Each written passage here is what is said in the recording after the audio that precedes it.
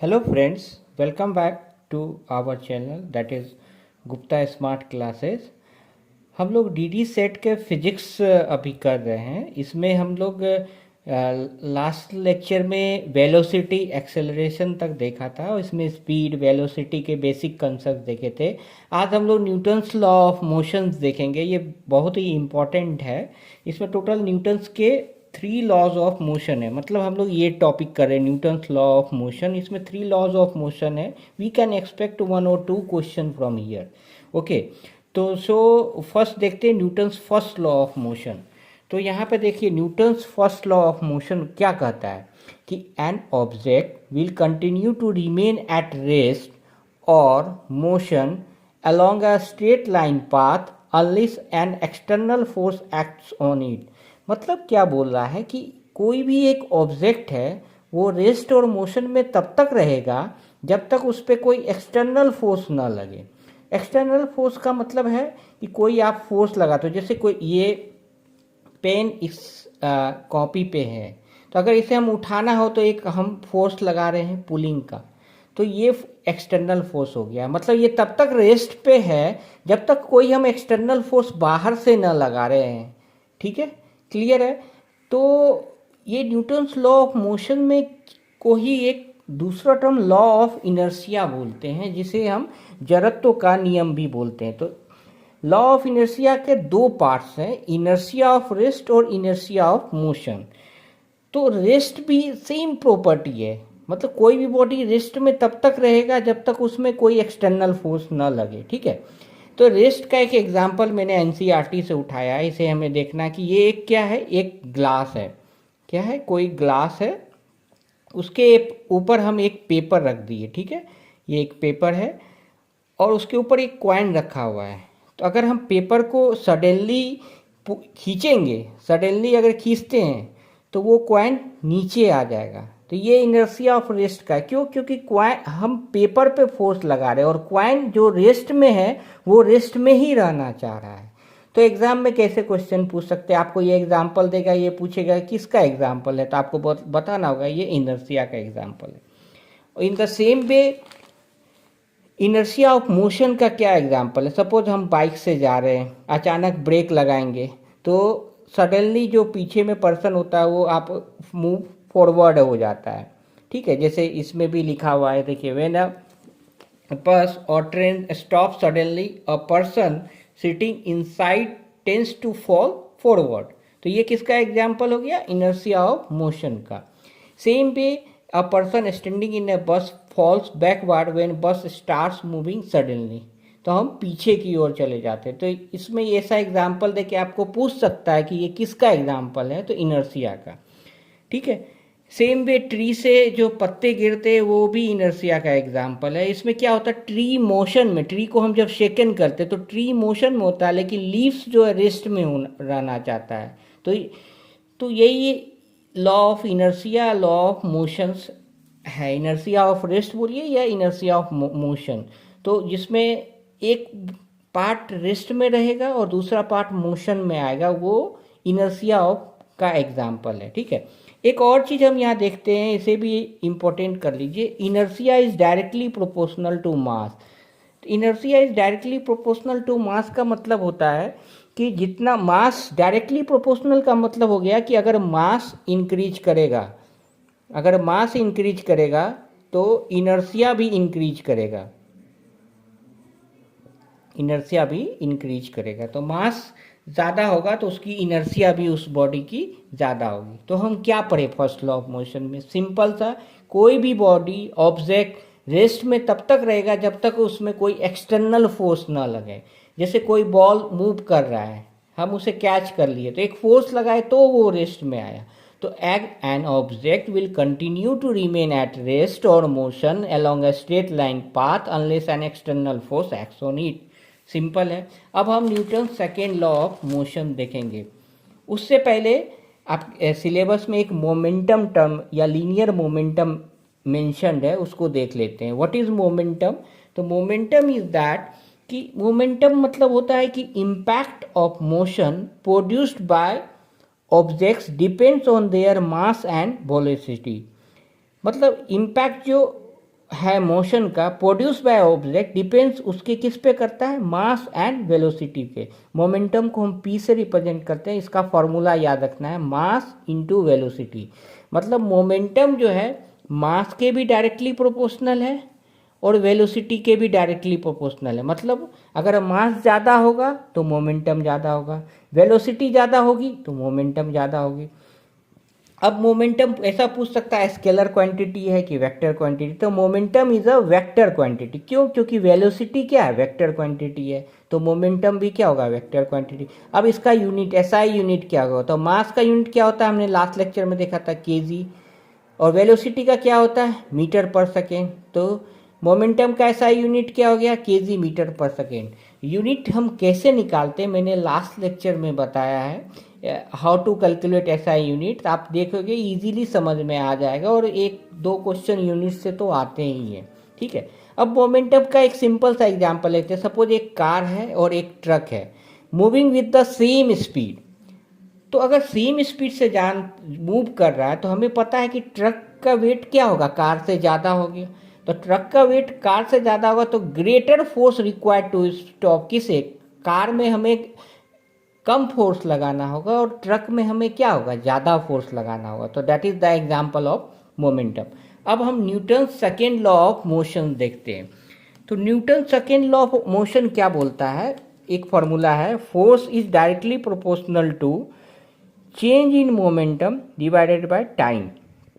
ठीक है, तो चेंज इन डेल्टा, इसको डेल्टा पी बोलते हैं। डेल्टा पी क्या हो गया, change in momentum divided by time रखते हैं। ठीक है, तो चेंज इन मोमेंटम, मोमेंटम में जो चेंज हो, तो मोमेंटम में चेंज क्या होगा, सपोज कोई पार्टिकल है जिसका मास m है, u उसकी इनिशियल वेलोसिटी है, मतलब स्टार्टिंग में उसकी वेलोसिटी u दिया हुआ है, v जो है फाइनल वेलोसिटी है। ठीक है, तो चेंज इन मोमेंटम क्या होगा, तो पहले इनिशियल मोमेंटम निकालेंगे तो m into you, final momentum निकालेंगे तो m इंटू भी, क्योंकि मोमेंटम का फॉर्मूला होता है मास इंटू वेलोसिटी।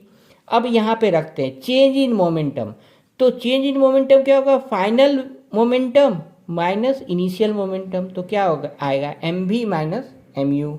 तो m f is directly proportional to m v minus M u divided by t. तो m कॉमन ले लेंगे तो यहाँ पे क्या आएगा, v minus u divided by t. v minus u divided by t क्या होता है, a। हमने पहले प्रीवियस लेक्चर में देखा a क्या है, एक्सेलरेशन। तो a इक्वल टू क्या होगा, v minus u by t. तो यहाँ पे हम क्या रख सकते हैं, a। तो f is directly proportional to M A. अब प्रोपोर्शनलिटी हटाने के लिए हम क्या रख देंगे, k equal to K. If K equal to 1 होगा तो F equal to M A. तो डेरिवेशन एग्जाम में नहीं आएगा, बस हम कैसे निकाले समझने के लिए हम ये देख रहे थे, F equal to M A. अब इसका यूनिट पूछ सकता है, फोर्स का यूनिट क्या होगा, तो ये सिंपल है, मास का यूनिट क्या होता है, के जी। एक्सेलरेशन का क्या होता है, तो यहाँ से हम देख सकते हैं a equal to v minus u by t होता है। तो वी क्या है, वेलोसिटी, तो वेलोसिटी का यूनिट क्या होगा, मीटर पर सेकेंड डिवाइडेड बाय सेकेंड। तो पर मतलब क्या बताए थे, डिवीजन, तो ये पर डिवाइड होगा तो मीटर पर सेकेंड स्क्वायर हो जाएगा एस इंटू एस। तो यहाँ ए का यूनिट रख देंगे, क्या आया, मीटर पर सेकेंड। इसी केजी मीटर पर सेकेंड स्क्वायर को क्या बोलते हैं, न्यूटन। तो ये इंपॉर्टेंट है, इसे हम मार्क कर लेंगे। ठीक है, और यहाँ पर देखिए force in directly proportional to change in momentum divided by time था, तो मतलब force is inversely proportional to क्या है, टाइम है। मतलब टाइम बढ़ेगा तो फोर्स क्या लगेगा, कम लगेगा। ठीक है, इनवर्सली मतलब उल्टा, मतलब डायरेक्टली मतलब सीधा, मतलब अगर डायरेक्टली प्रोपोर्शनल है तो वो भी बढ़ेगा तो वो भी बढ़ेगा। यहाँ क्या है, इनवर्सली प्रोपोर्शनल है, तो टाइम बढ़ेगा तो फोर्स घटेगा। अब इसी कंसेप्ट का यूज करके एग्जाम्पल एग्जाम में पूछा जा सकता है। जैसे पूछे कि जब भी हम क्रिकेट खेलते हैं तो जब हम कैच लेते हैं, जब भी तो ऐसा सिखाया जाता है कि कैच को जब लेने के टाइम आपको बैकवर्ड इसे पुल डाउन करना है। तो moving of hands backward while catching a ball by a cricketer. क्यों बैकवर्ड करते हैं, क्योंकि टाइम का ड्यूरेशन हमको बढ़ाना है। तो हम अभी देखें कि अगर टाइम बढ़ेगा तो फोर्स क्या होता है, डाउन होता है। तो मतलब क्या, जैसे ही हम बैकवर्ड करेंगे तो टाइम बढ़ जाएगा, टाइम बढ़ेगा तो क्या होगा, फोर्स का जो इम्पैक्ट है वो कम लगेगा। तो इम्पैक्ट है तो कम लगेगा तो हमें चोट कम लगेगी।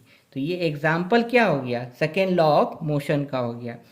Same way falling on sand bad in high jump, आप लोग ओलंपिक या बाकी एग्जाम जो क्रिकेट जो स्पोर्ट्स होते हैं उसमें देखते होंगे, जो एथलीट्स है वो हाई जंप करते हैं तो उसके नीचे में एक सैंड बेड रहता है या फोम का कोई मटेरियल लगता है जो जिस पे एथलीट कूदे तो वो दब जाए। तो दबने से क्या होगा, टाइम ड्यूरेशन क्या हो जाएगा, बढ़ जाएगा। तो टाइम बढ़ेगा तो फोर्स क्या होगा, कम लगेगा। मतलब दबेगा तो टाइम बढ़ेगा, तो टाइम बढ़ेगा तो क्या होगा, फोर्स कम लगेगा, मतलब उसे चोट कम लगेगी। इसीलिए falling on sand bad in high jump is an example of Newton second law of motion.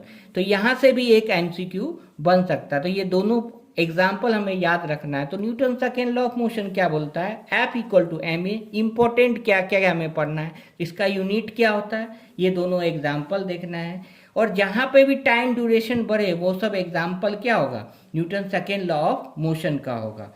ठीक है, अब हम Newton third law of motion देखते हैं। उससे पहले एक टर्म आता है इम्पल्स, इम्पल्स देख लेते हैं। इम्पल्स सिंपल है, इम्पल्स इक्वल टू क्या होता है, तो impulse equal to product of force and a small time in which force act. मतलब इम्पल्स क्या होता है, change in momentum of the body. मतलब M v minus M U, जैसे इसमें जो निकला था ना M v minus M you, ये इसी को इम्पल्स बोलते हैं, M v minus M U को। तो हम बोल सकते हैं M v minus M U equal to F T, तो ये भी हो सकता है। M v minus M U को इसी को बोले हैं एफ इंटू टी। तो इम्पल्स क्या हुआ, termed as the total impact of the force. इसको क्या बोलते हैं, total impact of the force. तो इम्पल्स इक्वल टू क्या हो गया, चेंज इन मोमेंटम, मतलब M v minus M you. तो एग्जाम्पल क्या है इम्पल्स ऑफ फोर्स का, तो ये देखिए china wares wrapped in paper और स्ट्रॉ पीसेज। जो चाइना वेयर डिशेज जो हम मॉल में खरीदते हैं फाइबर का जो होता है, तो उसे हम पेपर या स्ट्रॉ पीसेज में रैप करके रखते हैं। क्यों, क्योंकि अगर वो गिरेगा तो ब्रेक होने के चांसेस क्या हो जाएगी, कम हो जाएंगे, क्योंकि उसका टाइम ड्यूरेशन बढ़ जाएगा। इसलिए finishing of fast race slowly by an athlete, जब एथलीट कोई मैराथन कंप्लीट करते हैं तो उसे इंस्टेंट रोकने का रिकमेंडेशन नहीं दिया जाता है, उसे बोला जाता है कि आप इसे स्लोली कंप्लीट कीजिए। क्यों, क्योंकि इम्पैक्ट कम पड़ेगा तो उसे कम चोट लगेगी। तो ये टाइम ड्यूरेशन बढ़ाने के लिए, तो ये सब इम्पल्स कहाँ से आए, तो Newton second law of motion का ही ये एक्सटेंडेड फॉर्म है। तो ये क्वेश्चन लास्ट ईयर एमसीक्यू में पूछा गया था, ये मैंने एनसीईआरटी से उठाया है और वहाँ से डायरेक्ट आया है कि ये एग्जाम्पल किसका है, china ware wrapped in paper or straw pieces. It is the example of impulse of the force. Now we will see Newton's third law of motion. ये very simple है। इसमें क्या है, to every action there is equal and opposite reaction। मतलब क्या, कोई भी action के इक्वल एंड अपोजिट रिएक्शन होगा। जैसे इसको हम दूसरे टर्म में बोलेंगे, force always occurs in pair. Force on a body A by B is equal and opposite to force on body B by A. मतलब क्या, force on A by body A by B equal to force on body B by A. जैसे example देखते हैं, example से आपको clear हो जाए। Simple हम देखते हैं, एक बॉल हम वॉल पे फेंकेंगे तो रिटर्न में बॉल हमारे पास आ जाता है। तो ये न्यूटन थर्ड लॉ का एग्जाम्पल है। तो जैसे रिकॉइल ऑफ गन है, ये इंपॉर्टेंट है, इसे मार्क कर लेना। रिकॉइल ऑफ गन मतलब जब हम गन से बुलेट हम छोड़ते हैं तो बुलेट तो बहुत आगे जाती है, लेकिन गन भी हमें पीछे धक्का देती है। इसीलिए बोला जाता है कि जब आप गन फायर करें तो उसे शोल्डर से अटैच करके फायर करना चाहिए, नहीं तो शोल्डर ब्रेक होने के चांसेस रहते हैं। तो आप बोलोगे कि सर गन तो बहुत स्पीड से जाती है, बट बुलेट तो बहुत स्पीड से जाती है बट गन की स्पीड उतनी नहीं रहती, क्योंकि गन का मास बुलेट से बहुत ज़्यादा है। फोर्स तो उतना ही लगता है लेकिन गन का मास बुलेट से बहुत ज़्यादा है, इसीलिए वो कम मूव करती है और बुलेट बहुत ज़्यादा मूव करती है। ठीक है, सेम वे रॉकेट प्रोपल्सन का जो प्रिंसिपल है वो भी Newton third law of motion का एग्जाम्पल है। उसके बाद क्या है, collision of two person. Collision of दो पर्सन अगर टकराते तो एक पर्सन दूसरे पर्सन पे जो फोर्स लगाता है वो भी Newton third law of motion का एग्जाम्पल है। तो इसमें बोलोगे कि सर किसी को ज़्यादा चोट लगती है, किसी को कम लगती है, फोर्स इक्वल लगता है, लेकिन ये कम और ज़्यादा डिपेंड्स ऑन द मास। जो हैवियर बॉडी है उससे ज़्यादा उसे कम लगेगी, या जो लाइटर बॉडी है उससे ज़्यादा लगेगी। Walking of a person is an example of third law of motion. तो इसमें क्या देखें हम लोग, न्यूटन्स के थर्ड लॉ, तीनों लॉ देखें। इसमें it's very simple. First law में हम देखें इनर्शिया ऑफ रेस्ट या इनर्शिया ऑफ मोशन। इसमें आप बस वाला एग्जाम्पल जो भी आएगा उसमें लॉ ऑफ इनर्शिया टिक कर देना है, ठीक है। उसके बाद मोमेंटम देखें। मोमेंटम इक्वल टू क्या होता है, मास इंटू वेलोसिटी, ये वेक्टर क्वांटिटी, इसका ऐसा यूनिट। फोर्स इक्वल टू क्या होता है, mass into acceleration. Force time का क्या है, इन्वर्सली प्रोपोर्शनल है, तो जैसे जैसे टाइम बढ़ेगा फोर्स घटेगा। तो moving of hands backward while catching A ball by cricketer is an example of Newton second law of motion. फिर हम Newton third law of motion देखें, इसका एग्जांपल देखें। फिर इम्पल्स का एग्जांपल देखें जो लास्ट ईयर एग्जाम में आया हुआ था। तो यहाँ से हम मेरा Newton's law of motion finish हो जाता है। अब हम फोर्स देखते हैं, व्हाट इज फोर्स। तो फोर्स क्या होता है, the cause of the motion is the force. Force can be in any form, pushing, pulling. Suppose हम दीवार पे फोर्स लगा रहे हैं तो वो भी एक टाइप का फोर्स है। किसी चीज़ को उठाते हैं, खींचते हैं, तो वो भी एक टाइप का फोर्स है। हम पहले भी देख सकते हैं कि फोर्स क्या है, एक वेक्टर क्वांटिटी है, और फोर्स का यूनिट क्या होता है, न्यूटन। फोर्स इक्वल टू क्या होता है, मास इंटू एक्सेलरेशन। तो मास का ऐसा यूनिट क्या होता है, केजी, और एक्सेलरेशन का क्या होता है, मीटर पर सेकेंड स्क्वायर। तो फोर्स का यूनिट क्या हो जाएगा, केजी मीटर पर सेकेंड स्क्वायर, हमने बहुत बार डिस्कस किया है। तो फोर्स के दो टाइप्स होते हैं, contact force and non contact force. Contact force क्या होता है, तो एज नेम सजेस्ट कॉन्टैक्ट, जैसे इस नोटबुक के साथ मेरा हैंड कॉन्टैक्ट में है, तो ये क्या है, कॉन्टैक्ट। तो कॉन्टैक्ट फोर्स के दो टाइप दिए हुए, मस्कुलर फोर्स, मतलब मसल के थ्रू जो हम फोर्स लगाते हैं वो मस्कुलर फोर्स हो गया। उसके बाद क्या है, फ्रिक्शन। तो ये देखिए मसल के थ्रू, मतलब कांटेक्ट में मसल से जो हम फोर्स लगाते हैं, ये भी फोर्स क्या हो गया, मस्कुलर फोर्स। फ्रिक्शन क्या हुआ, फ्रिक्शन मतलब घर्षण। तो फ्रिक्शन मतलब अगर हम मूव कर रहे हैं, जो रुक रहा, ये सब, ये जो प्लेस स्पेस है, ये क्या है, फ्रिक्शनल स्पेस है। तो ये सब क्या, कांटेक्ट फोर्स का एग्जाम्पल हो गया। अब सेकेंड है non contact force. As a name suggest कि दोनों के बीच कोई कांटेक्ट नहीं होगा। तो जैसे मैग्नेटिक फोर्स, तो एक मैग्नेट है और एक आयरन का मटेरियल, तो बिना कांटेक्ट हुए अट्रैक्शन हो जाता है, तो वो क्या हो गया, नॉन कांटेक्ट फोर्स। फिर क्या है, इलेक्ट्रोस्टैटिक फोर्स, दो चार्ज के बीच जो अट्रैक्शन होता है प्लस माइनस के बीच, वो क्या होगा, इलेक्ट्रोस्टैटिक फोर्स। फिर ग्रेविटेशनल फोर्स, ये सब क्या है, example of non contact force. तो एग्जाम में क्या आएगा, कोई भी फोर्स दे देगा, सपोज दे देगा इलेक्ट्रोस्टैटिक फोर्स, बोलेगा कॉन्टैक्ट फोर्स है क्या, नॉन कॉन्टैक्ट फोर्स, तो आप बोल सकते हैं ये नॉन कॉन्टैक्ट फोर्स है। अब इसी में एक टर्म आता है बैलेंस फोर्स और नॉन बैलेंस फोर्स। तो balance force as name suggest balancing होना चाहिए, मतलब नेट फोर्स क्या होना चाहिए, जीरो होना चाहिए। सपोज कोई ऑब्जेक्ट है, हम इस साइड 5 न्यूटन लगा रहे हैं और इस साइड 5 न्यूटन लगा रहे हैं, तो ये कहीं मूव करेगा, आप बोलोगे नहीं सर कहीं नहीं मूव करेगा, तो इसी ये फोर्स ऑफ नेट क्या हो गया, जीरो। तो it is an example of balance force. Same way non balance force, तो नॉन बैलेंस फोर्स में एफ ऑफ नेट क्या होता है, नॉट इक्वल टू जीरो। मतलब या तो इस साइड ज्यादा लगेगा लेफ्ट साइड, या तो राइट साइड ज्यादा लगेगा। अगर इस साइड 10 न्यूटन लग रहा है तो इस साइड 8 न्यूटन, अगर इस साइड 8 न्यूटन लग रहा है तो इस साइड 10 न्यूटन। मतलब force of net not equal to zero. इस केस में नेट फोर्स कितना हो गया, 2 न्यूटन, 2 न्यूटन हो गया। जो राइट साइड में लग रहा है तो बॉडी इस साइड मूव हो जाएगी, तो ये example of non balance force हो गया। तो आज हमने क्या देखा, न्यूटन्स 3 लॉ ऑफ मोशन, और आज हमने न्यूटन्स लॉ ऑफ मोशन और फोर्स को कंप्लीट कर लिया। In fact linear momentum and impulse of force भी कंप्लीट हो गया। तो ये इस लेक्चर्स में होपफुली आपको कंसेप्ट क्लियर हो गया होगा। अगर कोई डाउट है तो feel free to comment, and if अगर आपको समझ में आया है तो kindly like the video and share with your friends, और कोई सजेशन हो तो सजेस्ट कीजिए। Thank you very much.